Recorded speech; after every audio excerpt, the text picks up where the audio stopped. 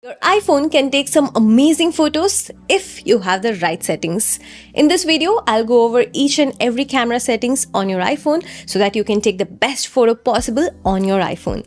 A quick note, I'm going to be focusing primarily on photo settings this time, but I'll quickly sprinkle some video tips as well. So let's get started. Okay. 70% of the magic happens in the settings app on your iPhone and 30% happens on the camera app. So let's start with the settings app. Go to your iPhone settings app. In here, go to the camera settings section. This looks like a lot of settings, but don't worry, we'll simplify everything. You need to understand one thing. There is no one setting which will suit every single person. If there was one, Apple would have just set it and not given these options to you, right? You have to choose the settings that best fits your needs. As I go over these settings, I'll explain when each setting needs to be chosen and who it'll fit the best. And second, I'm using an iPhone 16 Pro Max. Some settings may not be available on older phones, but I'll call it out when tweaking them. With that in mind, slightly scroll down and select the format section here. This is the most important setting, so we'll start here. Under camera capture, select high efficiency. High efficiency or HEIF photos is a newer compression format.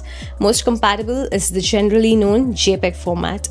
JPEG or most compatible will create slightly better but also slightly larger images. The image quality difference is barely noticeable, but the size difference is significant, especially if you take high-res photos. Another benefit of JPEG is if you're sending it to someone whose phone or computer cannot render the HEIF or high efficiency format photos properly, like washed out, JPEG might be a better choice. But unless you notice some issues with HEIF, I would recommend to always pick the high efficiency setting. Next, photo capture setting. My iPhone 16 Pro Max has a 48 megapixel main sensor, but it generally takes only 12 or 24 megapixel photos by default. This setting is to tell what megapixel to shoot in by default. If you have picked the high efficiency, choose the 24 megapixel. As you can see, it can take approximately 3 megabytes per photo. If you had picked the most compatible JPEG format, even a 12 megapixel photo will take 3 megabytes. So pick high efficiency and select 24 megapixel by default. Moving on, ProRAW controls. This is where you come to take some professional level photos. You may see this section if you have one of these iPhone models.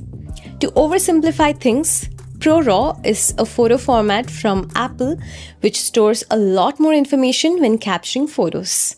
This means there is more detail, more information in shadows, highlights, and more color information than the HEIF or JPEG. This is also the only way to capture true 48 megapixel photos on an iPhone. The only disadvantage, since it's storing a lot more information, the photo size is enormous. For example, the highest resolution ProRAW photos can take up to 75 megabyte space. Compare that to 3 megabytes on HEIF. That's wild, right?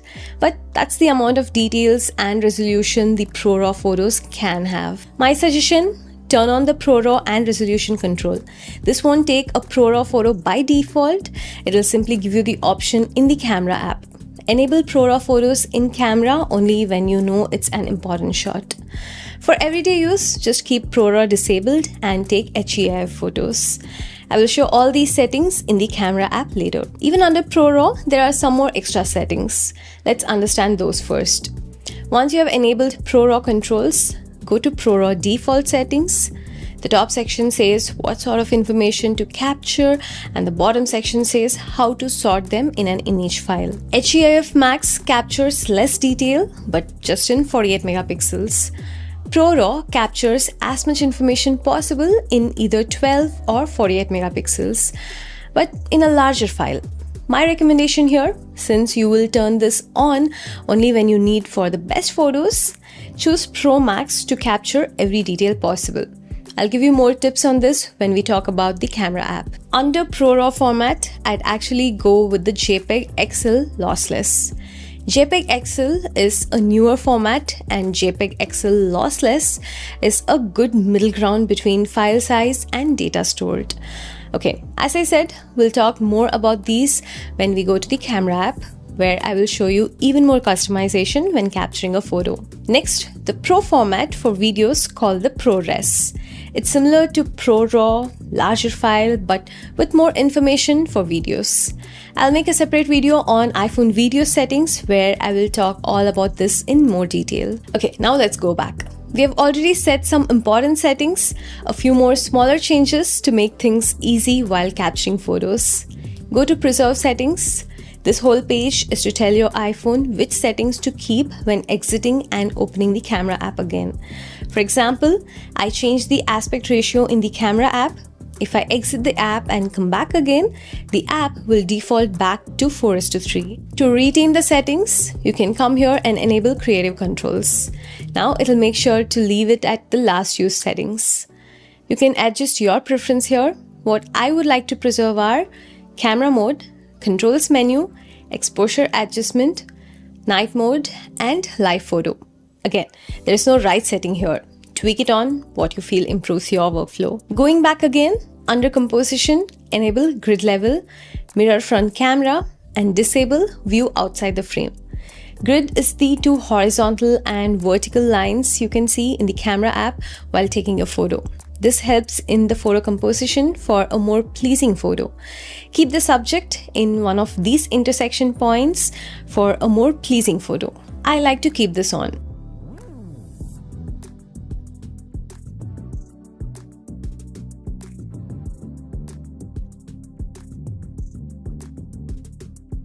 When the level is turned on, the camera app will tell if I'm holding the phone in level. Take a level photo unless you're intentionally aiming for a creative shot. Mirror front camera will take your selfie like someone is taking from a back camera perspective.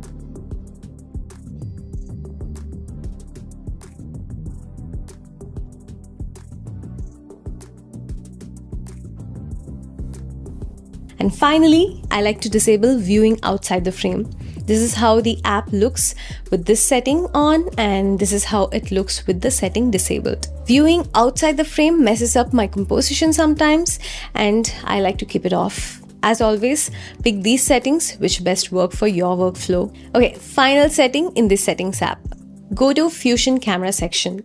This is again something which will be present in newer phones with a Fusion 48 megapixel camera. Enable 28mm and 35mm. Keep the default to 1x. This setting enables 1.2x and 1.5x modes in the main camera.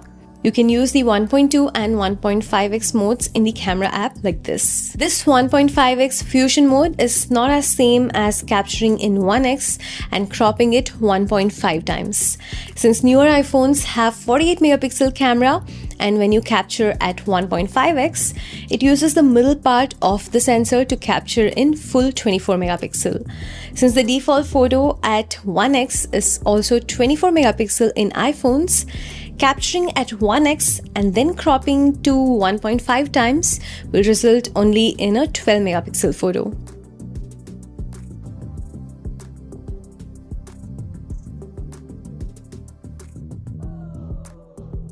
So it's always a good idea to keep this on. Finally, all major settings in the Settings app are done. Now let's head over to the Camera app and see how these settings can be properly used to take better photos.